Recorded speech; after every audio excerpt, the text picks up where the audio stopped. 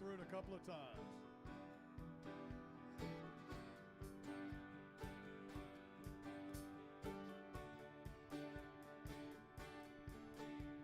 The whole earth is filled. The whole earth is filled. Filled with your glory. Filled with your glory. The whole life is filled. My whole life is filled. Filled with your glory. Filled with your glory. Love is alive. Your love is alive.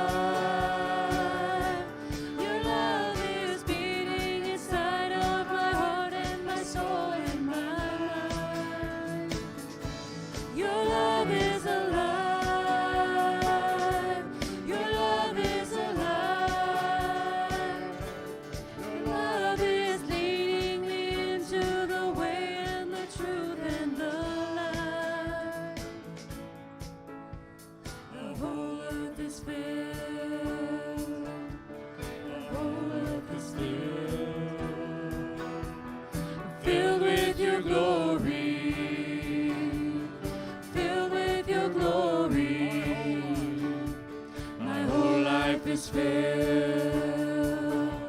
My whole life is filled. Filled with your glory. Filled with your glory. Your love is alive. Your love is alive. Your love is beating inside of my heart and my soul and my mind. Love is alive. Your love is alive. Your love is leading me into the way and the truth and the light. When blinded by darkness or lost out at sea, even in death, always with me. And when I am fearful, I won't be afraid. Your spirit remind me, your presence remains. Your love is alive. Your love is alive. Your love is my soul and my mind. Your love is alive. Your love is alive. Your love is leading me into the way, the truth, and the light.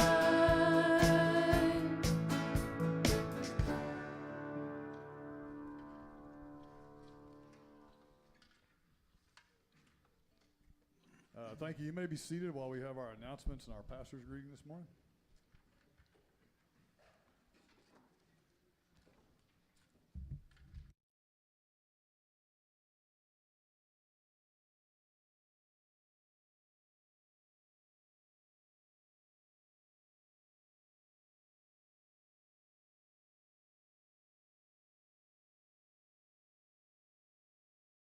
Good morning.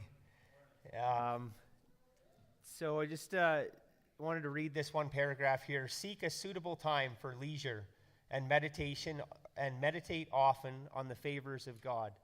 Leave curiosities alone. Read such matters as bring sorrow to the heart rather than occupation to the mind. If you withdraw, read such matters as bring sorrow to the heart rather than occupation to the mind. If you withdraw yourself from unnecessary talking and idle running about, from listening to gossip and rumors, you will find enough time that is suitable for holy meditation. I just thought as we all live busy lives, we need to make sure that we leave enough time to put first place things in first place position. So I was circle farming last night, going around a million potholes when Dick had phoned.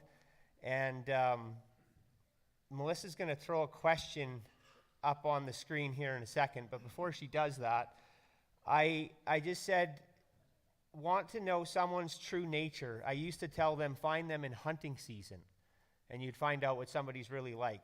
And I need to add to that list. You find someone in the cow pen or in the middle of spring seeding, and you might find their true nature.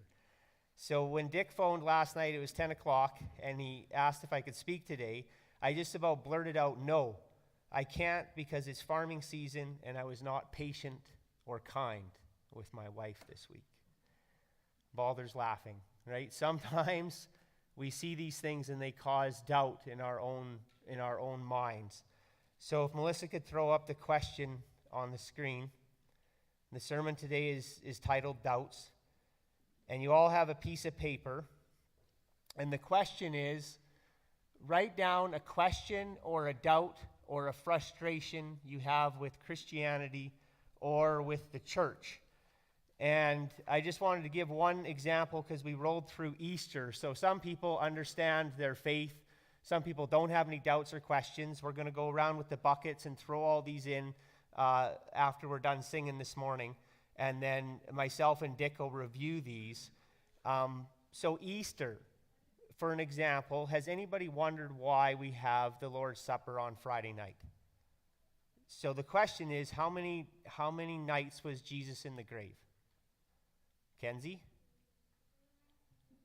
Okay, 3 nights and 3 days. When we have the Lord's Supper on Friday night and the resurrection on Easter Monday, is that 3 nights and 3 days?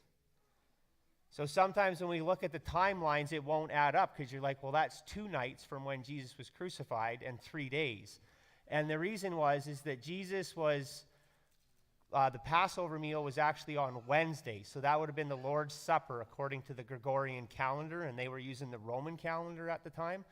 So sometimes when we see these things in the Bible and they don't line up as our calendar lines them up, it can cause some doubts.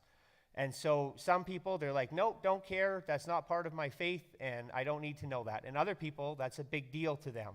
So basically, if you have questions like that if you felt like have never been answered, write them on a piece of paper, fold them up, and we'll put them in the bucket. And if your question is about baptism or about anything, or you're frustrated with something in the church, just write it down, fold it up. If you want to put your name on it, you can. Otherwise, just leave it blank. If you don't have a question, just fold your paper up, leave it blank, and put it in the bucket. Okay.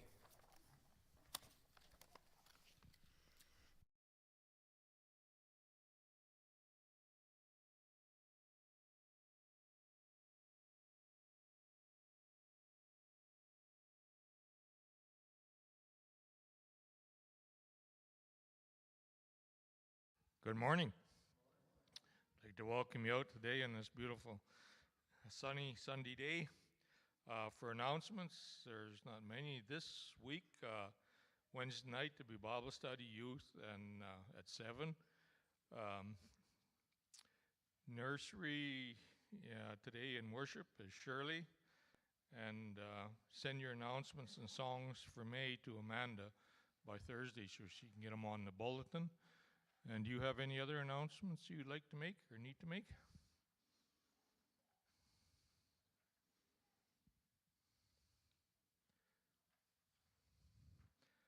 If not, we'll ask our band to lead us in our singing.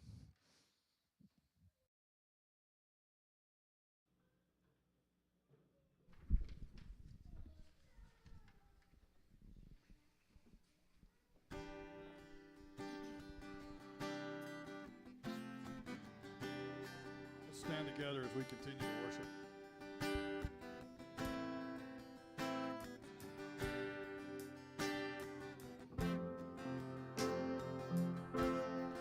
I searched the world, but it couldn't fill me. A man's empty praise and treasures of faith are never enough. You came along and put me back together.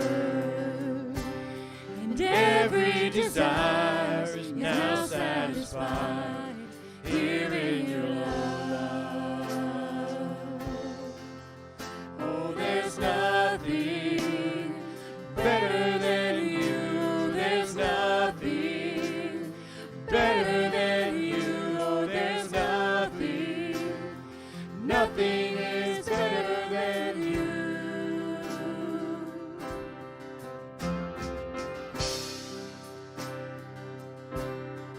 I'm not afraid to show you my weakness, my failures and flaws. Lord, you've seen them all, and you still call me friend. 'Cause the God of the mountain is the God of the valley, and there's not a place your mercy and grace won't find me again. Oh, there's nothing better than you. There's nothing better than you, Lord. There's nothing, nothing is better than you. You turn mourning to dancing. You give beauty for ashes. You turn shame into glory. You're the only one who can. You turn graves into gardens. You turn bones into armies. You turn seas into highways. You're the only one who can. Oh, there's nothing better than you. There's nothing better than you. Oh, there's nothing, nothing is better than you. Oh, there's nothing better than you. There's nothing better than you. Oh, there's nothing, nothing is better than you.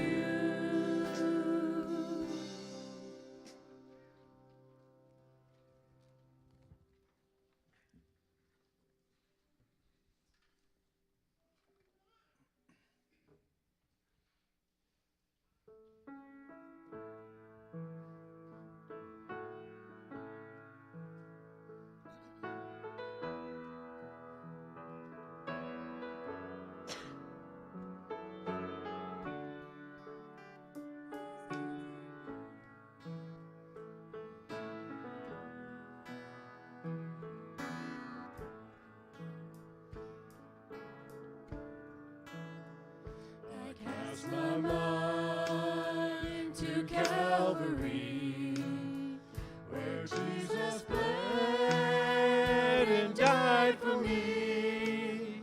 I see His wounds, His hands, His feet, my Savior on that cursed tree. His body bound and drenched in tears,